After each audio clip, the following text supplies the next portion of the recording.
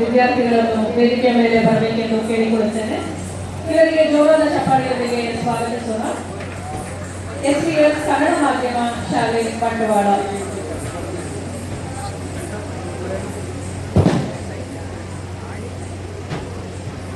ये देश है वीर जवानों का, बैलों का, मस्तानों का, इस देश को यारो, इस देश को यारो, क्या कहना ये देश है दुनिया का कहना।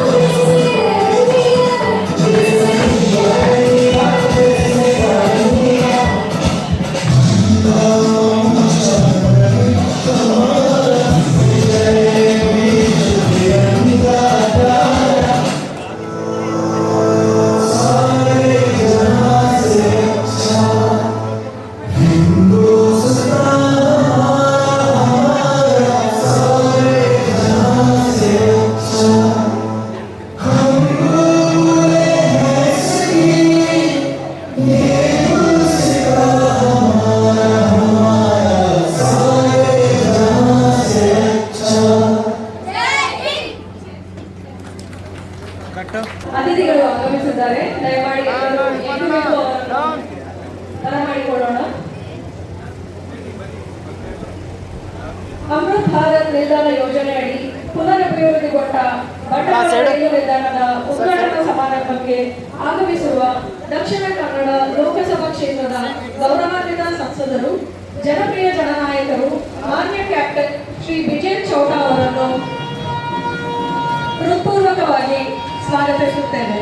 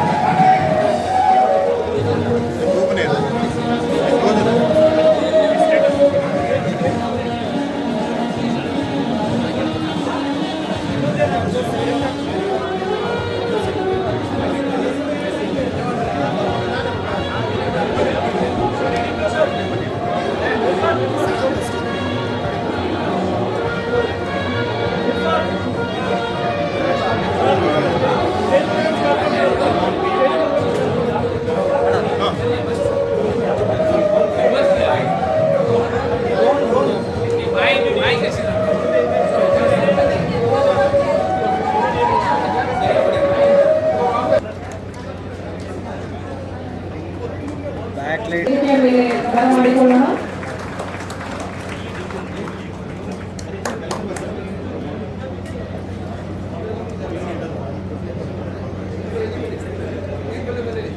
ಮುಂದಿನ ಅತಿಥಿ ಶ್ರೀ ನಾಗರಾಜ್ ಶೆಟ್ಟಿ, ಮಾಜಿ ಶಾಸಕರು.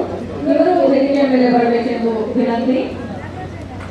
ಹಾಗೆಯೇ ಶ್ರೀ ಪದ್ಮನಾಭ ಕೊಟ್ಟಾರಿ, ಮಾಜಿ ಶಾಸಕರು, ದಯಮಾಡಿ ವೇದಿಕೆಯ ಮೇಲೆ ಬರಬೇಕೆಂದು ವಿನಂತಿ. ಶ್ರೀ ರೂಪಯ್ಯ ಪೂಜಾರಿ ಅವರು, ಇವರು ಮಾಜಿ ಶಾಸಕರು, ದಯಮಾಡಿ ವೇದಿಕೆಯ ಮೇಲೆ ಬರಬೇಕೆಂದು ಕೇಳಿಕೊಳ್ಳುತ್ತೇವೆ.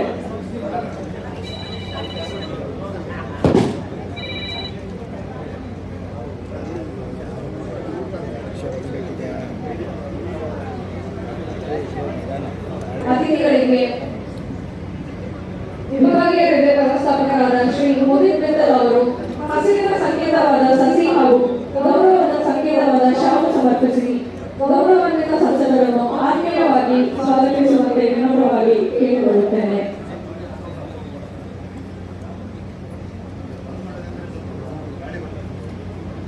ವೈಟ್ ಬರಲ್ಲ ಅಣ್ಣ, ವೈಟ್ ಬರಲ್ಲ ಇಲ್ಲಿ ಯಾವ ಕಚ್ಕೊಂಡಿದ್ದಲ್ಲ.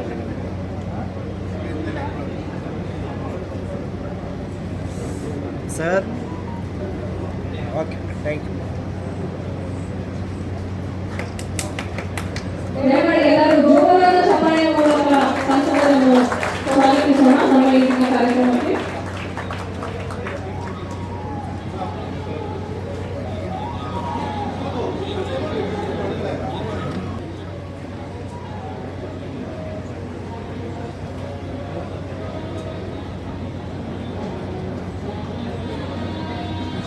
ನಮ್ಮ ಮುಂದಿನ ಅತಿಥಿ ಶ್ರೀ ಪದ್ಮನಾಭ ಕೊಟ್ಟಾರಿ, ಇವರಿಗೂ ಗೌರವ.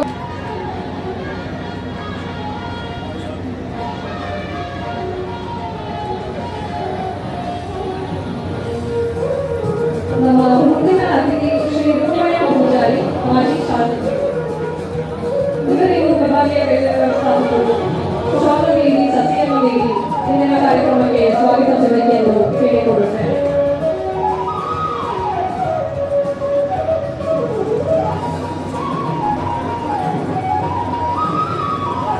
ಸ್ಟೇಜ್ ಕೊಡಲಾ?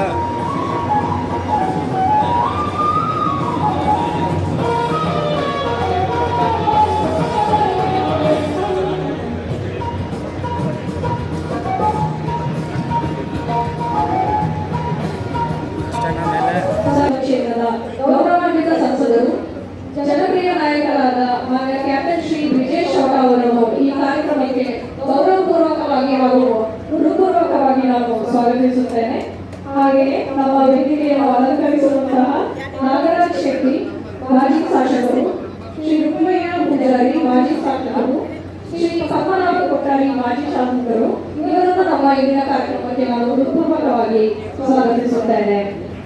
ಹಾಗೆಯೇ ಈ ಕಾರ್ಯಕ್ರಮಕ್ಕೆ ಆಗಮಿಸಿರುವ ಎಲ್ಲ ಜನಪ್ರತಿನಿಧಿಗಳು, ಅಧಿಕಾರಿಗಳು, ಗಣ್ಯರು, ಸಾರ್ವಜನಿಕ ಮಾಧ್ಯಮಗಳು, ಪತ್ರಿಕಾ ಪ್ರತಿನಿಧಿಗಳು, ವಿವಿಧ ಶಾಲೆಗಳಾದ ಎಸ್ಸಿಎಸ್ ಇಂಗ್ಲಿಷ್ ಮಾಧ್ಯಮ ಶಾಲೆ, ಎಸ್ಎಎಸ್ ಕನ್ನಡ ಮಾಧ್ಯಮ ಶಾಲೆ, ಶ್ರೀರಾಮ ವಿದ್ಯಾ ಕೇಂದ್ರ ಶಾಲೆ, ಏಪೆಟ್ ಜೀಸಸ್ ಶಾಲೆ, ನೇತಾಜಿ ಸುಭಾಷ್ ಚಂದ್ರ ಬೋಸ್ ಕೊಳವೆ ಸರ್ಕಾರಿ ಶಾಲೆ, ಅಜ್ಜಿಬೆಟ್ಟು ಸರ್ಕಾರಿ ಶಾಲೆ ಮುಖ್ಯೋಪಾಧ್ಯಾಯರು, ಶಿಕ್ಷಕರು ಮತ್ತು ಪ್ರತಿಭಾವಂತ ವಿದ್ಯಾರ್ಥಿಗಳನ್ನು ಹೃತ್ಪೂರ್ವಕವಾಗಿ ಸ್ವಾಗತಿಸುತ್ತೇನೆ. ಕರ್ನಾಟಕ ಸರ್ಕಾರ ಹಾಗೂ ಭಾರತ ಸರ್ಕಾರದ ವಿವಿಧ ಇಲಾಖೆಗಳ ಗೌರವಾನ್ವಿತ ಅಧಿಕಾರಿಗಳು, ನೈಋತ್ಯ ರೈಲ್ವೆಯ ಹಿರಿಯ ಅಧಿಕಾರಿಗಳು ಹಾಗೂ ಸಿಬ್ಬಂದಿ ವರ್ಗದವರನ್ನು ಈ ಕಾರ್ಯಕ್ರಮಕ್ಕೆ ಹೃತ್ಪೂರ್ವಕವಾಗಿ ಸ್ವಾಗತಿಸುತ್ತೇನೆ. ಅಲ್ಲದೆ ಹೆಚ್ಚಿನ ಸಂಖ್ಯೆಯಲ್ಲಿ ಆಗಮಿಸಿ ಈ ಐತಿಹಾಸಿಕ ಕಾರ್ಯಕ್ರಮದ ಯಶಸ್ಸಿಗೆ ಸಾಕ್ಷಿಯಾಗಿರುವ ಸಾರ್ವಜನಿಕ ಬಂಧುಗಳು ಹಾಗೂ ರೈಲು ಪ್ರಯಾಣಿಕರನ್ನು ಹೃತ್ಪೂರ್ವಕ ಕಾರ್ಡ್ಲೆಸ್ ಆನ್ ಮಾಡಕ್ಕೆ ಕಾರ್ಡ್ಲೆಸ್ ನಾನು ಅಷ್ಟು ಜನಕ್ಕೂ ಇದ್ದೀನಿ.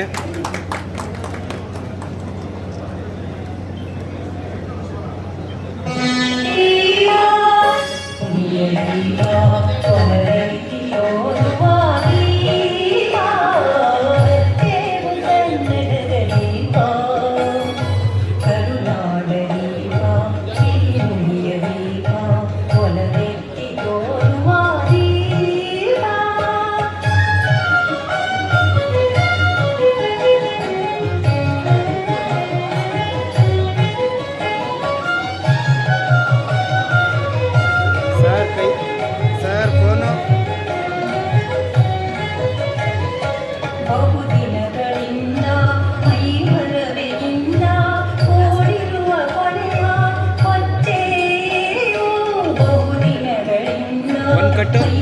ಗೋಸ್ಕರ ಗಣನೆ ರಕ್ಷಣೆ ಮಾಡಿ ಈಗ ಸಾಮಾಜಿಕ ಧಾರ್ಮಿಕ ಹಾಗೂ ಒಬ್ಬ ಲೋಕಸಭಾ ಸದಸ್ಯನಾಗಿ ಒಬ್ಬ ಬ್ರಹ್ಮಚಾರಿಯಾಗಿ ಸನ್ಮಾನ್ಯ ಪ್ರಧಾನಮಂತ್ರಿ ಮೋದಿ ಅವರ 18 ಗಂಟೆ ನಿರಂತರ ಕೆಲಸ ಮಾಡಿದ ಜನರ ಪ್ರೀತಿಗೆ ಪಾತ್ರರಾದಂಥ ನನ್ನ ಆತ್ಮೀಯ ಬಂಧುಗಳಾದಂಥ ಡಾಕ್ಟರ್ ವಿಜೇಶ್ ಅವರವರೇ, ಅದೇ ರೀತಿ ನಮ್ಮೆಲ್ಲ ಹಿರಿಯರು ಮಾರ್ಗದರ್ಶಕರು, ಈ ಕ್ಷೇತ್ರದ ಕ್ಷೇತ್ರದ ಮಾಜಿ ಶಾಸಕರು, ಆ ಕಾಲದಲ್ಲಿ ಬಿಜೆಪಿ ಶಾಸಕರು ಮಾತಾಡಿದರು ಅಂತ ಹಿರಿಯರಾದ ಸನ್ಮಾನ್ಯ ವಿಠಲ ಮಾಜಿ ಶಾಸಕರು ನನ್ನ ಆತ್ಮೀಯ ಶಾಸಕರಾಗಿ 2004ರಲ್ಲಿ ನಿರಂತರವಾಗಿ ಸೇವೆ ಮಾಡ್ತಾರೆ.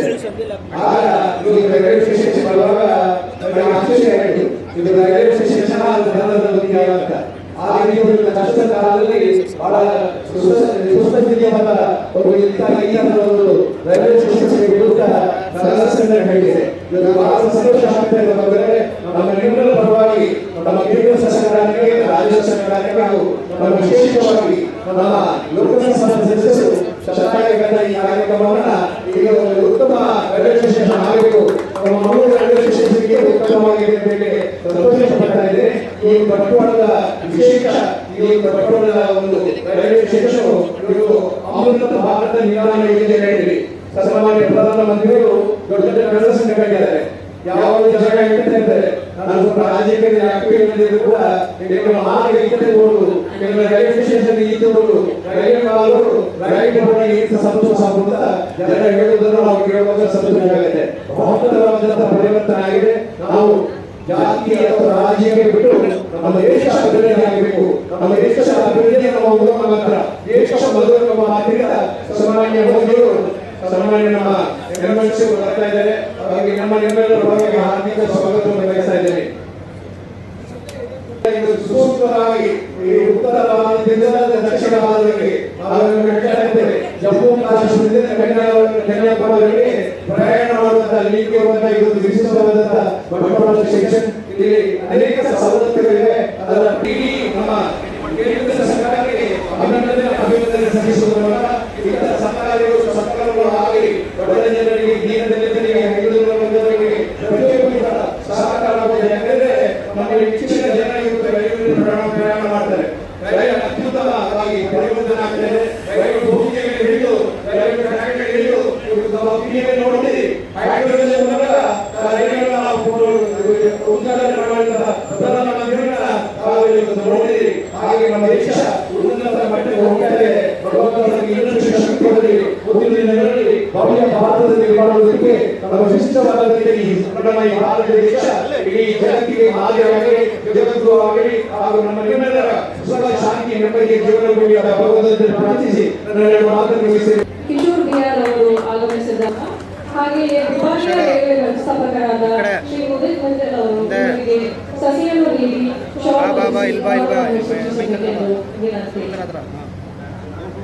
ಬೇಗ ಬೇಗ ಬೇಗ ಬೇಗ ಡೌನ್ ಡೌನ್.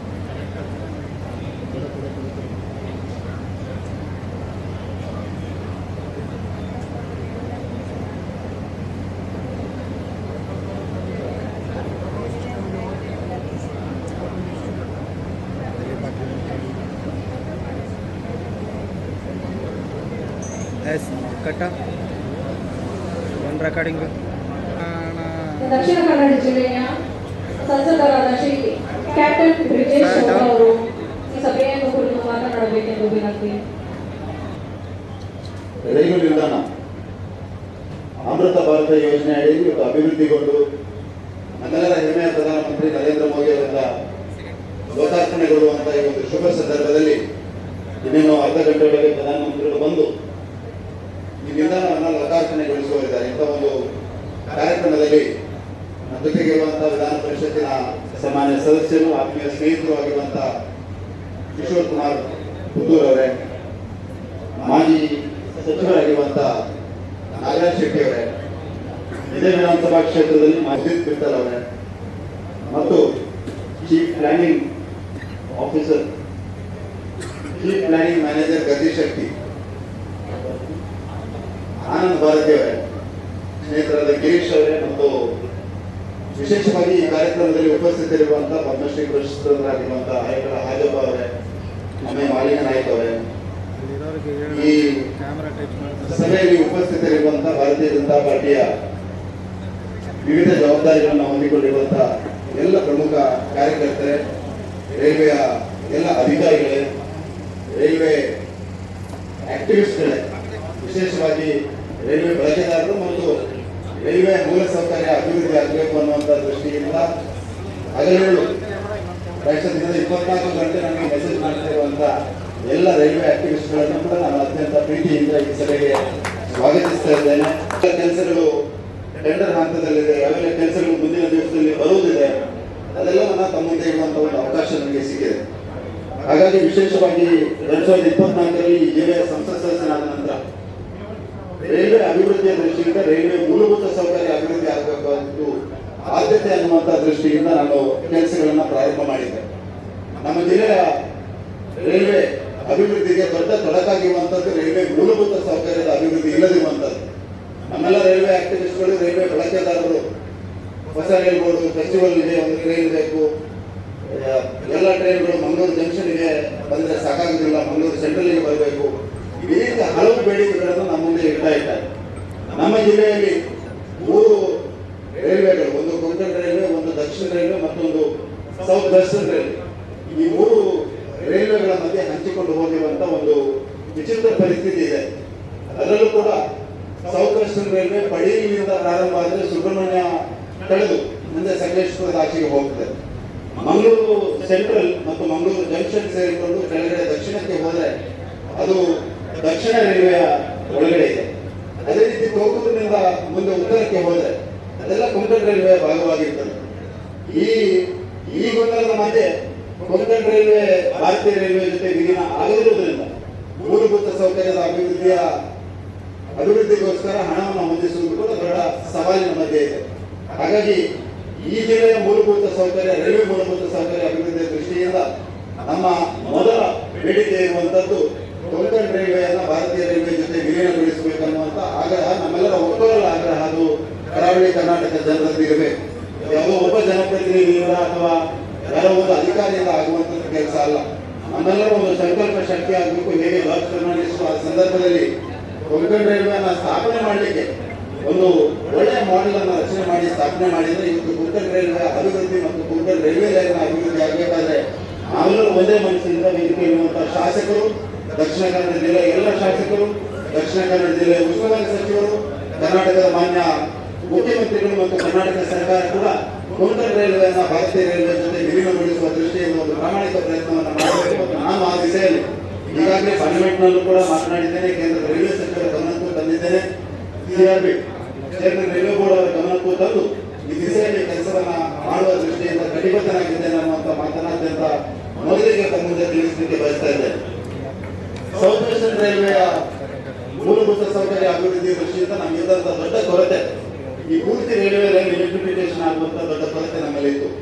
ಆ ದೃಷ್ಟಿಯಿಂದ ವಿಶೇಷವಾಗಿ ಘಾಟ್ ಸ್ಟ್ರೆಚ್, ಸುಬ್ರಹ್ಮಣ್ಯ ರೋಡ್ನಿಂದ ಸಕಲೇಶ್ಪುರವರೆಗಿನ ಘಾಟ್ ಸ್ಟ್ರೆಚ್ ಅನ್ನು ನಾನು ವಿಶೇಷವಾಗಿ ಈ ಸಂದರ್ಭದಲ್ಲಿ DRM ಮೈಸೂರು ಮತ್ತು ಸೌತ್ ವೆಸ್ಟರ್ನ್ ರೈಲ್ವೆ GMಗೂ ಕೂಡ ಅಭಿನಂದನೆಗಳನ್ನು ಸಲ್ಲಿಸಬೇಕು. ಅತ್ಯಂತ ಬೇಗ ಒಂದು ಅತ್ಯಂತ ಕ್ಲಿಷ್ಟಕರವಾದಂತಹ ಒಂದು ಘಾಟ್ ಸ್ಟ್ರೆಚ್ ನಲ್ಲಿ ಎಲೆಕ್ಟ್ರಿಫಿಕೇಶನ್ ಪ್ರಾಯಶಃ 8-9 ತಿಂಗಳಲ್ಲಿ ಪೂರ್ತಿಗೊಳಿಸಿದಂತಹ ಒಂದು ಶ್ರೇಯಸ್ಸಿದೆ, ಅದು ಸೌತ್ ವೆಸ್ಟರ್ನ್ ರೈಲ್ವೆ. ನಾವೆಲ್ಲರೂ ದಕ್ಷಿಣ ಕನ್ನಡ ಜಿಲ್ಲೆಯ ಜನರು ವಿಶೇಷವಾಗಿ ಅವರಿಗೆ ಅಭಿನಂದನೆಯನ್ನು ಸಲ್ಲಿಸಬೇಕು. ಯಾಕಂದ್ರೆ ಎಲೆಕ್ಟ್ರಿಫಿಕೇಶನ್ ಆಗಿರೋ ಕಾರಣಕ್ಕೆ ಇವತ್ತು ನಾವು ವಂದೇ ಭಾರತ ಕನಸನ್ನ ಕಾಣಬಹುದು.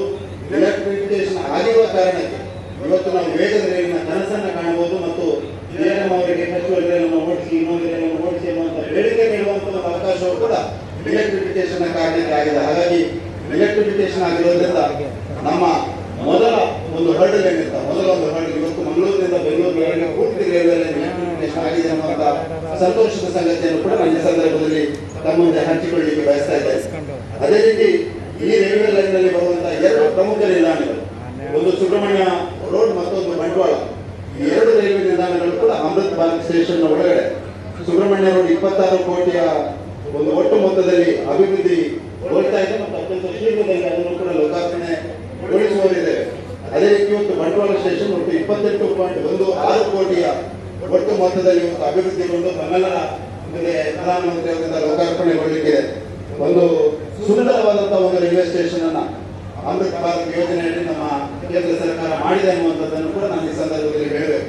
ಪ್ರಧಾನಮಂತ್ರಿ ಅವರು ಮೂಲಭೂತ ಸೌಕರ್ಯದ ಅಭಿವೃದ್ಧಿ ಮತ್ತು ಪ್ಯಾಸೆಂಜರ್ ಅಮ್ಯುನಿಟೀಸ್ ದೃಷ್ಟಿಯಿಂದ ಅಮೃತ್ ಭಾರತ್ ಅನ್ನುವಂತಹ ಒಂದು ಕಲ್ಪನೆಯನ್ನು ಇಟ್ಕೊಂಡು ಒಂದು ಮಾದರಿ ರೀತಿಯ ರೈಲ್ವೆ ಸ್ಟೇಷನ್ ಅನ್ನ ಇವತ್ತು ಬಂಟ್ವಾಳದಲ್ಲಿ ಮಾಡಿದ್ದಾರೆ. ಅದಕ್ಕೋಸ್ಕರ ಕೂಡ ನಮ್ಮ ದಕ್ಷಿಣ ಕನ್ನಡ ಜಿಲ್ಲೆಯ ಸಮಸ್ತ ಜನರ ಪರವಾಗಿ ಪ್ರಧಾನಮಂತ್ರಿ ನರೇಂದ್ರ ಮೋದಿ ಅವರಿಗೆ, ಕೇಂದ್ರದ ರೈಲ್ವೆ ಸಚಿವರಾದಂತಹ ಸನ್ಮಾನ್ಯ ಅಶ್ವಿನಿ ವೈಷ್ಣವ್ ಅವರಿಗೆ, ಕೇಂದ್ರದ ರೈಲ್ವೆ ರಾಜ್ಯ ಸಚಿವರಾಗಿರುವಂತಹ ಮಂಡ್ಯ ರಾಜ್ಯದವರಾದಂತಹ ಶ್ರೀ ಸೋಮಣ್ಣ ಅವರಿಗೂ ಕೂಡ ಸಮಸ್ತ ತಮ್ಮೆಲ್ಲರ ಪರವಾಗಿ, ದಕ್ಷಿಣ ಕನ್ನಡ ಜಿಲ್ಲೆಯ ಜನರ ಪರವಾಗಿ, ರೈಲ್ವೆ ಬಳಕೆದಾರರ ಪರವಾಗಿ, ಆಕ್ಟಿವಿಸ್ಟ್ಗಳ ಪರವಾಗಿ ಮತ್ತು ಎಲ್ಲರ ಪರವಾಗಿ ನಾನು ವಿಶೇಷವಾಗಿ ಧನ್ಯವಾದಗಳನ್ನ 4 ಕೋಟಿಯ ಪ್ಲಾಟ್ಫಾರ್ಮ್ ಶೆಲ್ಟರ್ ಮತ್ತು ಫ್ಲೋರಿಂಗ್ ನ ಕೆಲಸವನ್ನ 4 ಕೋಟಿಯ ಟೆಂಡರ್ ಆಗಿ ಅದನ್ನು ಕೂಡ ನಾವು ಶಿಲಾನ್ಯಾಸ ಮಾಡುವಂತ ಕೆಲಸವನ್ನ ಮಾಡಿದ್ದೇವೆ. ನಾನು ವಿಶೇಷವಾಗಿ ಸೌತ್ ವೆಸ್ಟರ್ನ್ ರೈಲ್ವೆ DRM ಮತ್ತು BM ಅವರ ಹತ್ರ ಈಗಾಗಲೇ ಮಾತನಾಡಿದ್ದೇನೆ. ಪುತ್ತೂರು ರೈಲ್ವೆ ಸ್ಟೇಷನ್ ಕೂಡ ಅಮೃತ್ ಭಾರತ್ ಒಳಗಡೆ ಜೋಡಿಸುವಂತ ಕೆಲಸವನ್ನ ಮುಂದಿನ ನೆಕ್ಸ್ಟ್ ಫೇಸ್ ನ ಅಮೃತ್ ಭಾರತ್ ನಲ್ಲಿ ಜೋಡಿಸುವಂತ ಕೆಲಸವನ್ನ ತಾವು ಮಾಡಬೇಕು. ತಮ್ಮಿಂದ ಪ್ರಪೋಸಲ್ ಹೋದ್ರೆ ಹೇಗೆ ಮಾತನಾಡಬೇಕಂತ ತಾವೇ ಹೇಳಿ. ಅಲ್ಲಿ ಖಂಡಿತವಾಗಿ ಪುತ್ತೂರು ಅಮೃತ್ ಭಾರತ್ ಸ್ಟೇಷನ್ ನಲ್ಲಿ ಜೋಡಿಸಿಕೊಳ್ಳುವಂತ ಅತ್ಯಂತ ಅಗತ್ಯದ ಕೆಲಸ ಆಗಬೇಕಾಗಿದೆ ಅನ್ನುವಂಥದ್ದನ್ನು ಕೂಡ ನಾನು ಈ ಸಂದರ್ಭದಲ್ಲಿ ಹೇಳಲಿಕ್ಕೆ ಬಯಸ್ತಾ ಇದ್ದೇನೆ. ಅದರ ಜೊತೆಗೆ ನಮಗೆ ಸುಬ್ರಹ್ಮಣ್ಯ ರೈಲ್ವೆ ಸ್ಟೇಷನ್ ನಲ್ಲಿ ಕೋಚ್ ವಾಟರಿಂಗ್ ನ ಒಂದು ಸಿಸ್ಟಮ್ ಅನ್ನು, ಒಂದು ವಿಶೇಷವಾದ ಕೋಚ್ ವಾಟರಿಂಗ್ ಸಿಸ್ಟಮ್ 5 ಕೋಟಿ ಮೊತ್ತದಲ್ಲಿ ಈಗಾಗಲೇ ಟೆಂಡರ್ ಅವಾರ್ಡ್ ಆಗಿದೆ ಅನ್ನುವಂಥದ್ದನ್ನು ಕೂಡ ನಾನು ಅತ್ಯಂತ ಸಂತೋಷದಿಂದ ಹೇಳಬೇಕು. ಈ ಕೋಚ್ ವಾಟರಿಂಗ್ ಸಿಸ್ಟಮ್ ನಮ್ಮ ವಂದೇ ಭಾರತ್ ಮತ್ತು ಉಳಿದ ಇಂಪಾರ್ಟೆಂಟ್ ರೈಲ್ವೆ ರೈಲ್ವೆಗಳಿಗೋಸ್ಕರ ಕೋಚ್ ವಾಟರಿಂಗ್ ಸಿಸ್ಟಮ್ ಅತ್ಯಂತ ಅಗತ್ಯವಾದಂತಹ ಒಂದು ಮೂಲಭೂತ ಸೌಕರ್ಯ. ಇದಿದ್ರೆ ಮಾತ್ರ ನಾವು ಬೇರೆ ಬೇರೆ ರೈಲುಗಳ ಅಪೇಕ್ಷೆಗಳನ್ನು ಇಡಬಹುದು, ಬೇರೆ ಬೇರೆ ರೈಲುಗಳನ್ನು ಈ ಭಾಗದಲ್ಲಿ ಓಡಿಸಲಿಕ್ಕೂ ಕೂಡ ಅವಕಾಶಗಳು ಆಗ್ತದೆ. ಹಾಗಾಗಿ ಇನ್ಫ್ರಾಸ್ಟ್ರಕ್ಚರ್ ಅಪ್ಗ್ರೇಡೇಷನ್ ದೃಷ್ಟಿಯಿಂದ ಕೋಚ್ ವಾಟರಿಂಗ್ ಸಿಸ್ಟಮ್ ನಮ್ಮ ಜಿಲ್ಲೆಗೆ ದೊಡ್ಡ ಕೊಡುಗೆ. ಅದಕ್ಕೂ ಕೂಡ ನಾನು ವಿಶೇಷವಾಗಿ ಸೌತ್ ವೆಸ್ಟರ್ನ್ ರೈಲ್ವೆ ಅವರಿಗೆ ಧನ್ಯವಾದಗಳನ್ನು ಸಲ್ಲಿಸಲಿಕ್ಕೆ ಬಯಸ್ತಾ ಇದ್ದೇನೆ. ಅದೇ ರೀತಿ ಪುತ್ತೂರು ಭಾಗದಲ್ಲಿ ರೈಲ್ವೆ ಓವರ್ ಬ್ರಿಡ್ಜ್ 102, 103 ಮತ್ತು 104 ಲೆವೆಲ್ ಕ್ರಾಸಿಂಗ್ 102, 103 ಮತ್ತು 104 ಒಟ್ಟು 18 ಕೋಟಿ ಮೊತ್ತದಲ್ಲಿ ಟೆಂಡರ್ ಫೈನಲೈಸ್ ಆಗಿ ಕೆಲಸ ಆಗುವಂತ ನಿರೀಕ್ಷೆಯಲ್ಲಿ ಕೂಡ ಇದೆ. ಹಾಗಾಗಿ ಒಟ್ಟು 18 ಕೋಟಿ ವೆಚ್ಚದಲ್ಲಿ ಪುತ್ತೂರಿನಲ್ಲಿ 3 ರೈಲ್ವೆ ಕ್ರಾಸಿಂಗ್ಗಳು ಆಗಲಿಕ್ಕಿದೆ ಅನ್ನುವಂಥದ್ದನ್ನು ಕೂಡ ನಾನು ಈ ಸಂದರ್ಭದಲ್ಲಿ ಸಂತೋಷದಿಂದ ತಮ್ಮ ಮುಂದೆ ಹಂಚಿಕೊಳ್ಳಲಿಕ್ಕೆ ಬಯಸ್ತಾ ಇದ್ದೇನೆ. ಎಡಮಂಗಲ ಸ್ಟೇಷನ್ ನಲ್ಲಿ ಫುಟ್ ಓವರ್ ಬ್ರಿಡ್ಜ್ ಆಗುವಂತದ್ದಕ್ಕೆ ಒಟ್ಟು 7 ಕೋಟಿ ಮೊತ್ತ ಕೂಡ ಫುಟ್ ಓವರ್ ಬ್ರಿಡ್ಜ್ ಈ ಭಾಗದಲ್ಲಿರುವಂತಹ ಎಲ್ಲ ರೈಲ್ವೆಗಳಿಗೆ ಒಟ್ಟು 7 ಕೋಟಿಯ ಟೆಂಡರ್ ಅವಾರ್ಡ್ ಆಗಿದೆ ಅನ್ನುವಂಥದ್ದನ್ನು ಕೂಡ ನಾನು ಈ ಸಂದರ್ಭದಲ್ಲಿ ತಮ್ಮ ಮುಂದೆ ಹಂಚಿಕೊಳ್ಳಲಿಕ್ಕೆ ಬಯಸ್ತಾ ಇದ್ದೇನೆ. ಇದರ ಜೊತೆಗೆ ನಮ್ಮ ವಿಶೇಷವಾಗಿ ಈ ಭಾಗದ ಜನರ ಬೇಡಿಕೆ ಇದ್ದಂಥದ್ದು ಮಂಗಳೂರಿನಿಂದ ಸುಬ್ರಹ್ಮಣ್ಯ ರೋಡ್ ವರೆಗೆ ಪ್ಯಾಸೆಂಜರ್ ಟ್ರೈನ್ ಅನ್ನು ಓಡಿಸುವಂಥದ್ದು. ನಾನು ಅತ್ಯಂತ ಸಂತೋಷದಿಂದ ಹೇಳಬೇಕು, ನಮ್ಮ ಕೇಂದ್ರದ ರೈಲ್ವೆ ಸಚಿವರ ಕಾರಣಕ್ಕೆ ತುಂಬಾ ವರ್ಷಗಳಿಂದ ಇದ್ದಂತಹ ಈ ಬೇಡಿಕೆಯನ್ನು ಅವರು ನಮಗೆ ಸ್ಯಾಂಕ್ಷನ್ ಮಾಡಿಸಿ ಇವತ್ತು ಅತ್ಯಂತ ಯಶಸ್ವಿಯಾದಂತಹ ಒಂದು ಪ್ಯಾಸೆಂಜರ್ ರೈಲ್ ಮಂಗಳೂರಿನಿಂದ ಸುಬ್ರಹ್ಮಣ್ಯಕ್ಕೆ ಓಡ್ತಾ ಇದೆ. ನಾವು ತುಂಬಾ ಜನರಿಗೆ ಹೇಳಬೇಕು, ಮಂಗಳೂರಿನಿಂದ ಸುಬ್ರಹ್ಮಣ್ಯಕ್ಕೆ ಕೇವಲ 25 ರೂಪಾಯಿಯಲ್ಲಿ ರೈಲ್ವೆಯಲ್ಲಿ ಮಂಗಳೂರಿನಿಂದ ಸುಬ್ರಹ್ಮಣ್ಯಕ್ಕೆ ಹೋಗಬೇಕಾಗ್ತದೆ. ಹಾಗಾಗಿ ನಾವೆಲ್ಲರೂ ಇದರ ಪ್ರಯೋಜನವನ್ನು ಪಡೆಯಬೇಕು. ಈ ಪ್ಯಾಸೆಂಜರ್ ಟ್ರೈನ್ ಯಶಸ್ವಿಯಾಗಿ ಓಡಬೇಕಾದ ಅವಶ್ಯಕತೆ ಇದೆ. ಮುಂದಿನ ದಿವಸಗಳಲ್ಲಿ ಇದನ್ನು ಒಂದು ಮೆಮೋರಿಯಲ್ ಆಗಿ ಬದಲಾಯಿಸಲಿಕ್ಕೂ ಕೂಡ ನಾನು ಈಗಾಗಲೇ ಬೇಡಿಕೆಯನ್ನು ಇಟ್ಟಿದ್ದೇನೆ. ಅಲ್ಲಿ DRM ಅವರು ಮನಸ್ಸು ಮಾಡಬೇಕು ಮತ್ತು BM ಅವರಿಗೆ ಒತ್ತಡವನ್ನು ಹಾಕಿ ಕರಾವಳಿ ಕರ್ನಾಟಕಕ್ಕೂ ಒಂದು ಮೆಮೋರಿಯಲ್ ಆಗುವಂತ ಒಂದು ಅವಕಾಶಗಳನ್ನು ಒದಗಿಸಿಕೊಡಬೇಕು ಅನ್ನುವಂಥದ್ದನ್ನು ಕೂಡ ನಾನು ಈ ಸಂದರ್ಭದಲ್ಲಿ ವಿನಂತಿಯನ್ನ ಮಾಡ್ತಾ ಇದ್ದೇನೆ. ಹಾಗಾಗಿ ಈ ರೀತಿ ಹಲವು ಮುಖಗಳಲ್ಲಿ ಕೆಲಸಗಳು ಆಗ್ತಾ ಇದೆ. ಕೆಲವೊಂದು ಕೆಲಸಗಳನ್ನ ಇಲ್ಲಿ ಈ ಸಂದರ್ಭದಲ್ಲಿ ಹೇಳುವಂಥದ್ದು ಸೂಕ್ತ ಅಲ್ಲ. Important economic activity city that is Mangalore. So we should have a Vande Bharat running between the two most important cities of Karnataka. ಇವತ್ತು ಮಂಗಳೂರಿನಿಂದ ಮೈಸೂರಿಗೆ ವಂದೇ ಭಾರತ್ ಇದೆ, ಮಂಗಳೂರಿನಿಂದ ಡೆಲ್ಲಿಗೆ ವಂದೇ ಭಾರತ್ ಇದೆ. ಹಾಗಾಗಿ ಮಂಗಳೂರಿನಿಂದ ಬೆಂಗಳೂರಿಗೆ ವಂದೇ ಭಾರತ್ ಇಲ್ಲದಿದ್ದರೆ ವಂದೇ ಭಾರತ್ನ ಪೂರ್ತಿ ನೆಟ್ವರ್ಕ್ ಕೂಡ ಕಂಪ್ಲೀಟ್ ಆಗೋದಿಲ್ಲ ಅನ್ನುವಂಥ ಮಾತನ್ನು ನಾನು ಈ ಸಂದರ್ಭದಲ್ಲಿ ಹೇಳಿ ಹಾಗಾಗಿ Bangalore to Bangalore Vande Bharat becomes reality soon ಅನ್ನುವಂಥ ವಿಷಯವನ್ನು ಕೂಡ ನಾನು ಈ ಸಂದರ್ಭದಲ್ಲಿ ಹೇಳಲಿಕ್ಕೆ ಬಯಸ್ತಾ ಇದ್ದೇನೆ. ಹಾಗಾಗಿ ಒಟ್ಟಾರೆಯಾಗಿ ರೈಲ್ವೆ ಅಭಿವೃದ್ಧಿಯ ದೃಷ್ಟಿಯಿಂದ ಘಾಟ್ ಸ್ಟೇಷನ್ನಲ್ಲಿ ಒಂದು ಬೆಟರ್ ಗ್ರೇಡಿಯಂಟ್ ಮತ್ತು ಅಪ್ಗ್ರೇಡೆಡ್ ಒಂದು ರೈಲ್ವೆ ಲೈನ್ ಆಗಬೇಕಾಗಿರುವಂಥದ್ದು ನಮ್ಮೆಲ್ಲರ ಕನಸು ಮತ್ತು ನಾನು ಅದೇ ಸೇರಿ ಕೆಲಸವನ್ನು ಕೂಡ ಮಾಡ್ತಾ ಇದ್ದೇನೆ. ಇವತ್ತು ಘಾಟ್ ಸ್ಟೇಷನ್ ಸುಬ್ರಹ್ಮಣ್ಯ ರೋಡ್ನಿಂದ ಸಕಲೇಶ್ವರಕ್ಕೆ ಹೋಗಬೇಕಾದ್ರೆ ಇದು ಆಲ್ಮೋಸ್ಟ್ 2.5 ಗಂಟೆ ಸಮಯ ತಗೊಳ್ತದೆ. ಸುಬ್ರಹ್ಮಣ್ಯ ರೋಡ್ನಿಂದ ಸಕಲೇಶ್ವರ ಪ್ರಾಯಶಃ 40 ಕಿಲೋಮೀಟರ್ ಇದೆ.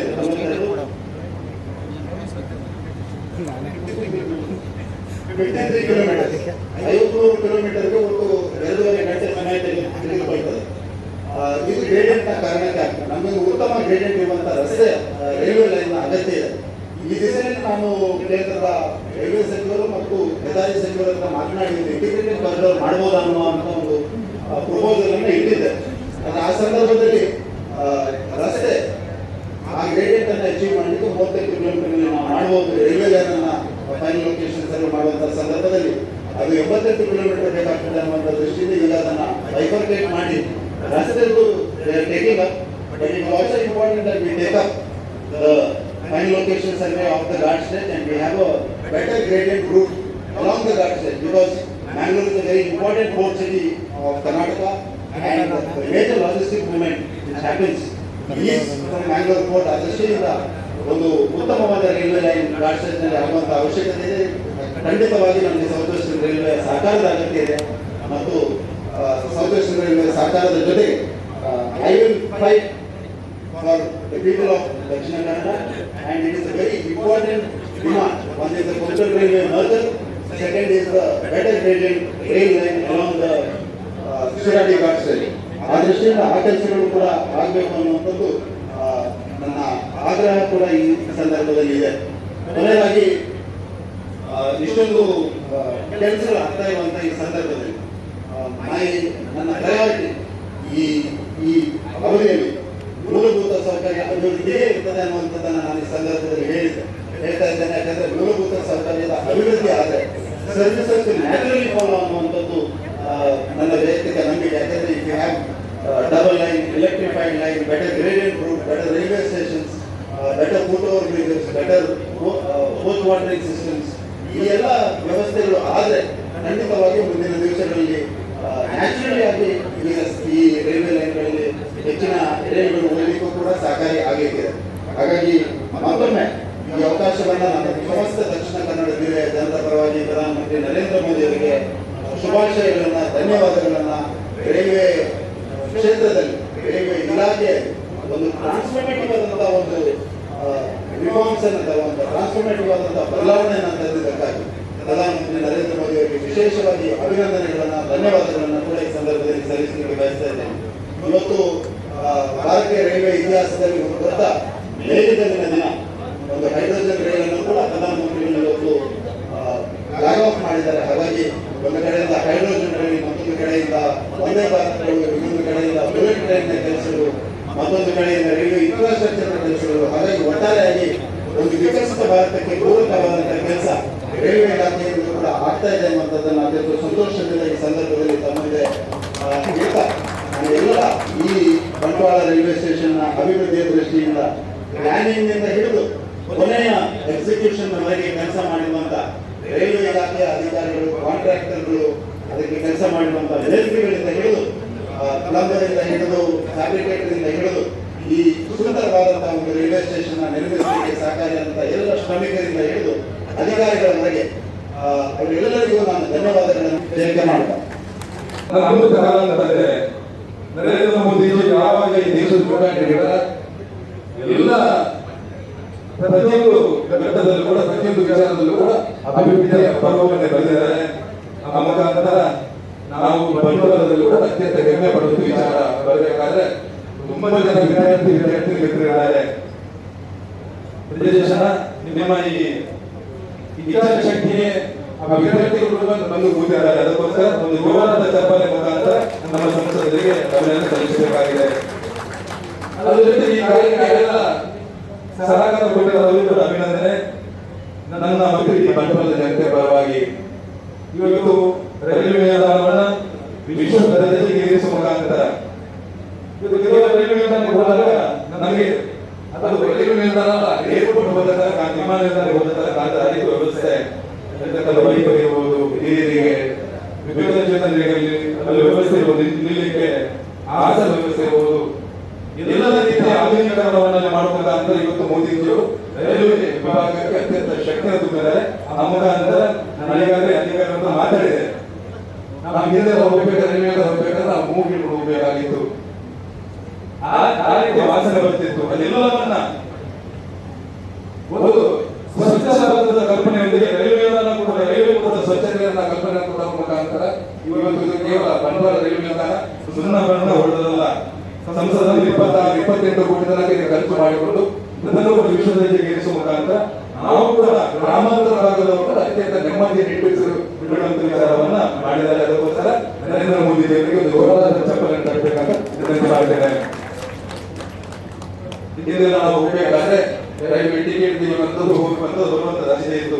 ಆದರೆ ಉತ್ತಮ ಆಸನದ ವ್ಯವಸ್ಥೆ, ಉತ್ತಮ ಆರೋಗ್ಯ ವ್ಯವಸ್ಥೆ ಎಲ್ಲ ಕಡೆ ನಾವು ರೈಲ್ವೆ ಸ್ಟೇಷನ್ಗೆ ಕೆಲವು ಸಂದರ್ಭದಲ್ಲಿ ತಡವಾಗಿ ಹೋದಲ್ಲಿ ಹೋಗಬೇಕಾದ್ರೆ ರೈಲ್ವೆ ಬಾಕ್ಸ್ ಸಿಗುವಂಥದ್ದು ರಸ್ತೆ ತಡವಾಗಿ ಹೋಗ್ಲಿಕ್ಕೆ ಯಾರಿಗೆ ಅವಕಾಶ ಯಾವಾಗಂದ್ರೆ ಅಲ್ಲಿ ರಸ್ತೆ ಸರಿಯಾದ ವ್ಯವಸ್ಥೆ ಇಲ್ಲದ ಕಾರಣಕ್ಕೋಸ್ಕರ ನಮಗೆ ಕೆಲಸ ರೈಲು ಮಿಸ್ ಆಗೋದು ಉಂಟು. ನಾವು ಸಮಯಕ್ಕೆ ಸರಿಯಾಗಿ ಮಟ್ಟದಲ್ಲಿ ಕುಡಿಕೆ ಆಗದ ಕಾರಣಕ್ಕೋಸ್ಕರ ವಿಶಾಲವಾದ ಭಾಗ್ಯ ವ್ಯವಸ್ಥೆ ಮಾಡುವ ಮುಖಾಂತರ ಇವತ್ತು ಬಂಡವಾಳವನ್ನು ಕೂಡ ಹಿಂದೆ ಯಾವ ರೀತಿ ಇರ್ತದೆ, ಹಿಂದಿನ ಸರ್ಕಾರ ಬಂದಾಗ ದೊಡ್ಡ ರೈಲ್ವೆ ಸ್ಟೇಷನ್ ಮಾತ್ರ ಈ ರೀತಿ ಆಧುನೀಕರಣ ಆಗಿತ್ತು. ಆದ್ರೆ ಇಲ್ಲ, ಪ್ರತಿಯೊಬ್ಬ ದೇಶದ ಪ್ರಜೆ ಕೂಡ ಕಟ್ಟುವಂತ ಟ್ಯಾಕ್ಸ್ ಅನ್ನ ಸರಿಯಾದ ಉಪಯೋಗ ಮಾಡುವ ಮುಖಾಂತರ ಗ್ರಾಮಾಂತರ ಭಾಗಕ್ಕೂ ಈ ವ್ಯವಸ್ಥೆ ಕೊಡುವ ಮುಖಾಂತರ ಬಂಡವಾಳ ಜನತೆ ಕೂಡ ಇಂಥ ಉತ್ತಮವಾದ ರೈಲ್ವೆ ಸ್ಟೇಷನ್ ಕೊಟ್ಟಿದ್ದಾರೆ. ಆ ಕಾರಣಕ್ಕೆ ನಾವೆಲ್ಲರೂ ಯಾವ ರೀತಿ ಮೋದಿಜಿಯವರಿಗೆ ನೀವು ಆಶೀರ್ವಾದ ಮಾಡಿದರೆ ಅದನ್ನ ಸರಿಯಾದ ರೀತಿಯಲ್ಲಿ ಕೊಂಡೋಗಿದ್ದರೆ ಈ ಭಾರತವನ್ನ ಇನ್ನೊಮ್ಮೆ ಅಮೃತ ಕಾಲಕ್ಕೆ ಕೊಂಡೋಗುವ ಕೆಲಸ ಮಾಡಿದ್ದಾರೆ.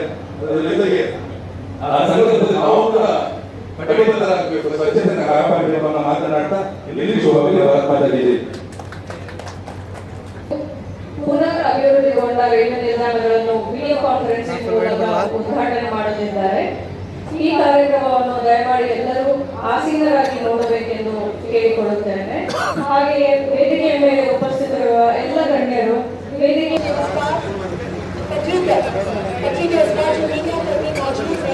आप सभी से सविनय निवेदन करते हैं कि आप अपना कैमरा वहां से हटा दीजिए.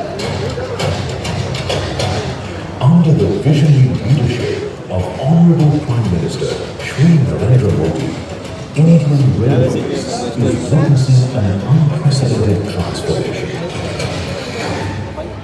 Through the Amrit Bharat Station scheme, railway stations across the country are being redeveloped into world-class passenger-centric transport hubs while preserving the unique heritage and identity of every region. Nestled in the lush landscapes of Dakshin Kannada, Bantawala reflects the vibrant spirit of coastal Karnataka. From the rich traditions of Tamil, the colorful influences of Yakshagana, and the warmth of its coastal culture, to its fertile agricultural lands and thriving trade, the region carries a unique identity. Located just a short distance from Mangalore, Bantawal serves as an important gateway, connecting the heritage, commerce, and coastal charm of the region. Redeveloped under the Amrit Bharat Station scheme at a cost of over 26 crore rupees, Bantawal Railway Station stands transformed into a modern, passenger-centric transport hub, thoughtfully designed to meet the needs of a rapidly growing region. The redeveloped station offers upgraded waiting halls, improved passenger amenities, modern platform shelters, enhanced interiors, and seamless circulation spaces, creating a comfortable and convenient travel experience for every passenger. Designed with inclusivity at its core, it offers barrier-free access for Divyangu and senior citizens. आज पूरा जलंधर उत्साहित यहाँ पर माननीय प्रधानमंत्री जी विशेष कार्यक्रम के पीछे बता रहे हैं तब अत्यंत आनंद के साथ यहाँ पर जनता विराजमान है उनके आज्ञा के लिए वे बैठे हैं और आज जब हरी झंडी फहराकर ये माननीय प्रधानमंत्री जी इस तरह अपनी जगह पर खड़े होकर देश के प्रधानमंत्री लोकप्रिय नेता जनसेवा सेवक माननीय नरेंद्र मोदी जी का स्वागत करने के लिए माननीय प्रधानमंत्री श्री नरेंद्र मोदी जी जलंधर कम्युनिकेशन से पहुंच गए हैं और इन सारे उन्नत कार्यों के योग में गरम जोशी का स्वागत करिए मेरी बेनती है कि सारे अपना कमरे में खड़े होकर उनका स्वागत करो जी हाँ माननीय प्रधानमंत्री जी समग्र उन्नत से जलंधर कम्युनिकेशन का विभाग सामने राज्य केंद्रीय मंत्री की उन्हें दौरा करने में समग्र कम्युनिकेशन का हर छोटी छोटी बात ध्यान रखते माननीय प्रधानमंत्री जी सभा में इसके द्वारा कांग्रेस की तरह उन्हें कार्य में कुछ स्वागत करते हैं आज नारी और छोटे के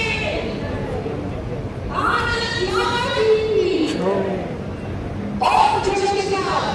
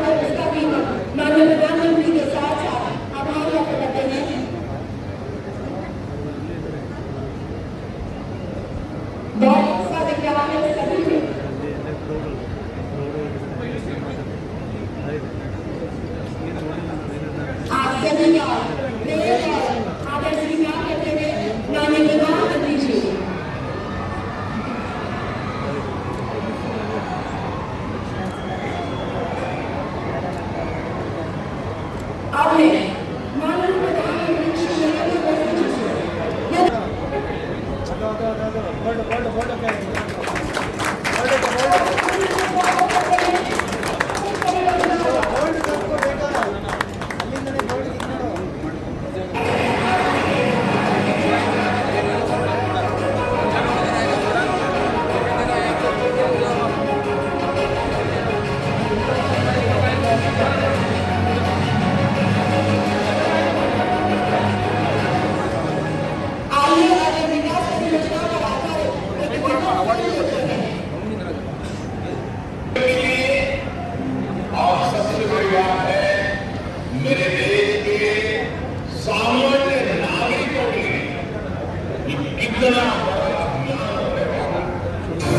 इस महत्वाकांक्षी योजना के अंतर्गत देश भर की 1340 रेलवे स्टेशनों को आधुनिक स्वरूप देने का लक्ष्य निर्धारित किया गया।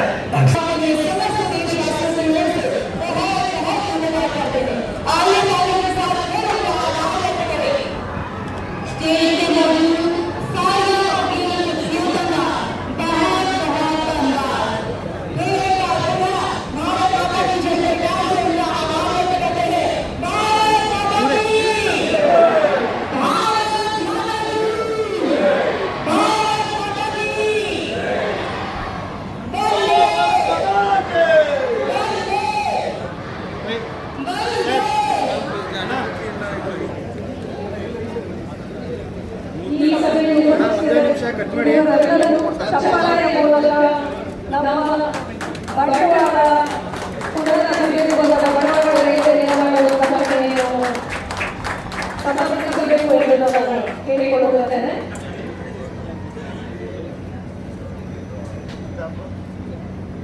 बोलो भारत माता की बोलो भारत माता की नरेंद्र मोदी के विदेश के बोलो भारत माता के ಉದ್ಘಾಟನೆಯಲ್ಲಿ ನೆರವೇರಿಸಿಕೊಂಡ ಸಂಸದರಿಗೆ ಧನ್ಯವಾದಗಳು.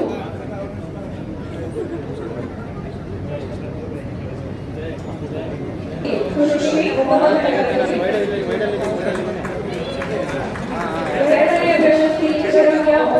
ಸರ್ ಒಂಚೂರು ಸೈಡು ಸರ್ ಒಂಚೂರು ಈ ಕಡೆ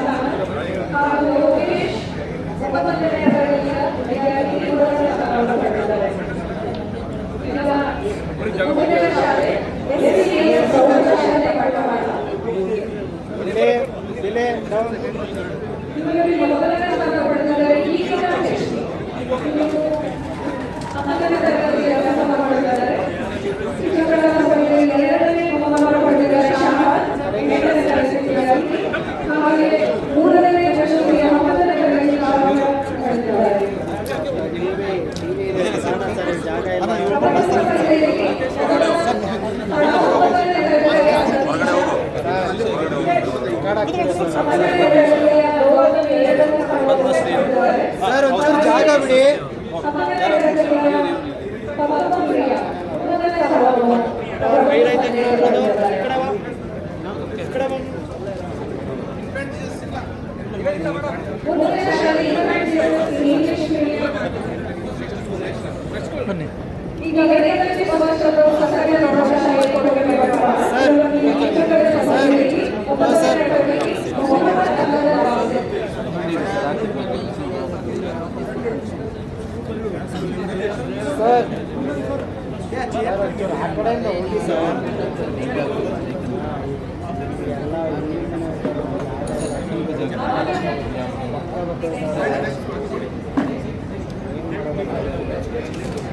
ಸರ್ ಸ್ವಲ್ಪ ಮುಂದೆ ಹಲೋ ಹೋಗ್ತಾಯಿಲ್ಲ ಯಾರು ಚಿತ್ರೀಕರಣ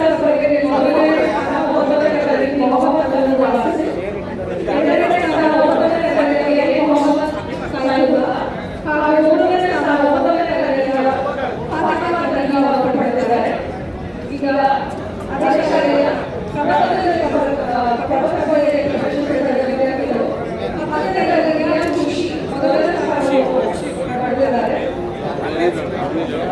ಎರಡನೇ ಸ್ಥಾನವನ್ನು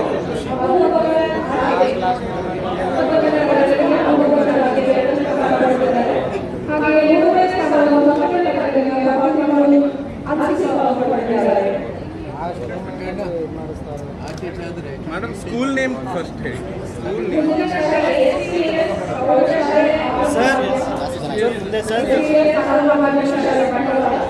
ಹೆಸರು ಹೆಸರು ಹೇ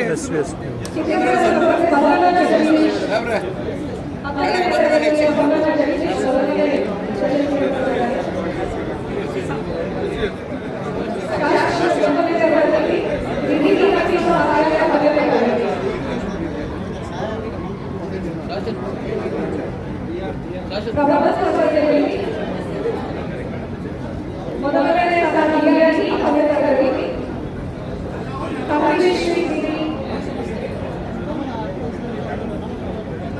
ತಮಿಳುಶ್ರೀ ಎರಡನೇ ಪಡೆದಿದ್ದಾರೆ. ಆಶಾ ಮೊದಲನೇ ತರಗತಿ ಮೂರನೇ ಸ್ಥಾನವನ್ನು ಪಡೆದಿದ್ದಾರೆ. ಈಗ ಶ್ರೀರಾಮ ಶಾಲೆಯ ಮಕ್ಕಳು ಮೊದಲನೇ ಇವರು ಮೂರನೇ ತರಗತಿ ಇವರು ನೀತಿ ಹಾಗೆಯೇ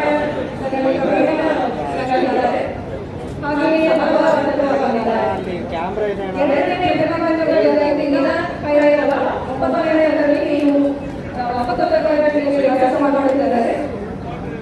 ಯಕ್ಷಗಾನ ಕೊಡಲು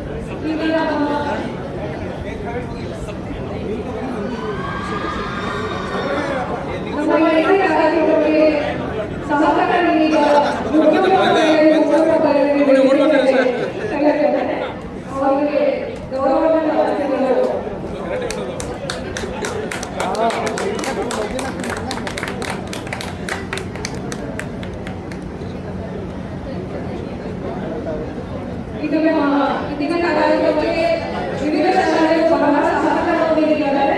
ಆ ಶಾಲೆಯ ಶಿಕ್ಷಕರು ನಮ್ಮ ವೇದಿಕೆಯ ಮೇಲೆ ಕರೆಯಲು ಇಚ್ಛಿಸುತ್ತೇನೆ. ಮೊದಲನೇ ಶಾಲೆ ಗೌರ್ಮೆಂಟ್ ಸರ್ಟಿಫಿಕೇಟ್ ಈಗ ಶಿಕ್ಷಕರು ಅಕ್ರಿಡಿಟೆಡ್ ಗೌರ್ಮೆಂಟ್ ಶಾಲೆ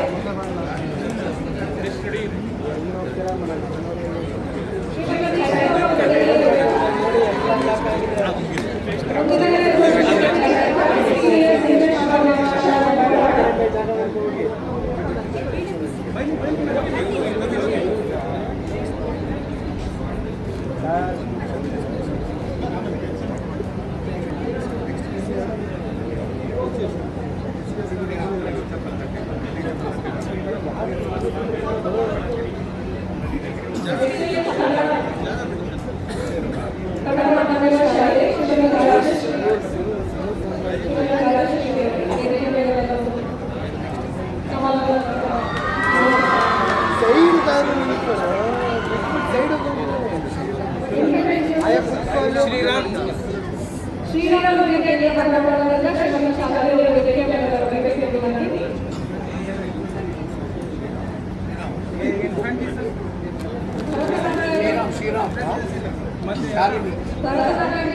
ಪ್ರದರ್ಶಿಸಿದ ಶ್ರೀಮತಿ ಕಾಶಿ ಗೌರವ ಶಾಲೆಯ ವೇದಿಕೆ ಮೇಲೆ ಬಂದರು.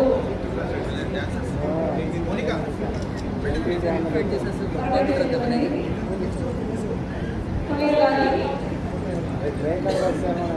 ಈಗ ಕಾಫಿ ಮಾಡುವ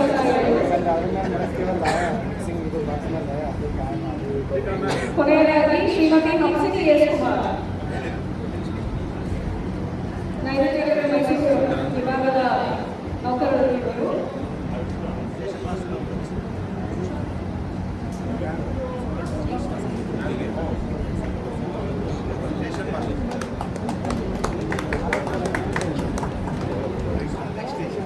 ನಮ್ಮೊಂದಿಗೆ ಇಲ್ಲಿನ ಕಾರ್ಯಕ್ರಮದಲ್ಲಿ ವಿಶೇಷವಾದ ಅತಿಥಿಗಳು ಬಂದಿದ್ದಾರೆ. ಇವರು ಪದ್ಮಶ್ರೀ ಪುರಸ್ಕೃತರು ಹರಕಲ ಅಜ್ಜಪ್ಪ, ಆಮೈ ಮಹಾದೇವ ನಾಯಕ ಹಾಗೂ ಸ್ವಾತಂತ್ರ್ಯ ಹೋರಾಟಗಾರರಾದ ಶ್ರೀ ಮಟ್ಟಾರ ಇವರಿಗೆ ಅಗ್ರ ಅತಿಥಿಗಳು ಸನ್ಮಾನಿಸಿ ಗೌರವಿಸಬೇಕೆಂದು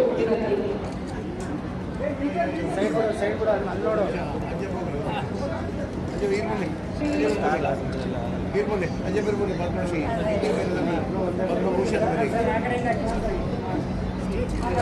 ಸೈಡು ಸರ್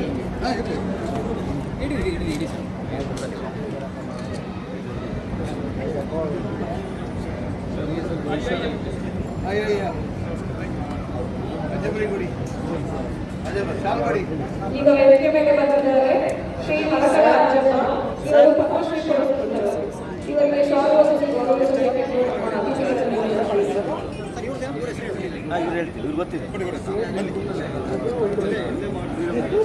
ಇವರು ಸ್ವಾತಂತ್ರ್ಯ ಹೋರಾಟಗಾರರು ಶ್ರೀ ಮಟ್ಟಾರ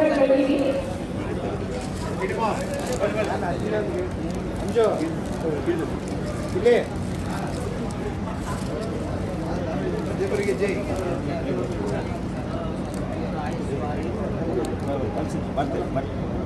ಇಲ್ಲ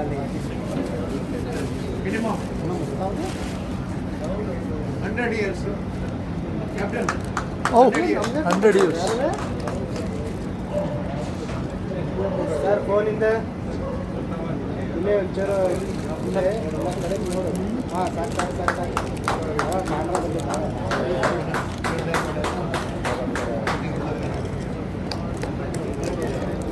ನಮ್ಮ ಇಂದಿನ ಮುಖ್ಯ ಅತಿಥಿಗಳಾದ ಸಂಸದರಿಗೆ ನಮ್ಮ ಇಂದಿನ ಕಾರ್ಯಕ್ರಮವನ್ನು ಪೂರ್ಣಗೊಳಿಸಿಕೊಟ್ಟಿದ್ದಕ್ಕೆ ಧನ್ಯವಾದಗಳು. ಹಾಗೆ ವಿಧಾನ ಪರಿಷತ್ ಸದಸ್ಯರಾದ ಶ್ರೀ ಕಿಶೋರ್ ಬೀರರ್ ಇವರಿಗೂ ಧನ್ಯವಾದಗಳು. ಹಾಗೆ ವೇದಿಕೆಯ ಮೇಲೆ ಇದ್ದ ಎಲ್ಲ ಗಣ್ಯರಿಗೂ